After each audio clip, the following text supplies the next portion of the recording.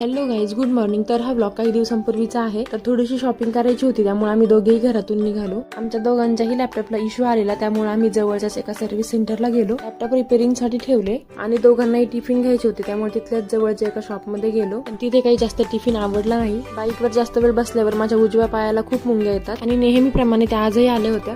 आम्हाला एक laptop bag हवी होती, त्यामुळे आम्ही एका शॉप मध्ये गेलो होतो आणि आजचा दिवसच खराब होता. आम्हाला तिथेही मनासारखी बॅग भेटली नाही. नंतर मग आम्ही डीमार्टला जायचं ठरवलं, परंतु आधी भूक लागली होती, त्यामुळे आम्ही तिथेच खाली आधी खाऊन घेतलं. डीमार्ट मध्ये सुद्धा काही बॅग पाहिल्या आणि त्यातली मला ही बॅग आवडली होती. आणि कपड्याचं सेक्शन पाहिल्यानंतर त्याला व्हिजिट करणं तर कंपल्सरी आहे.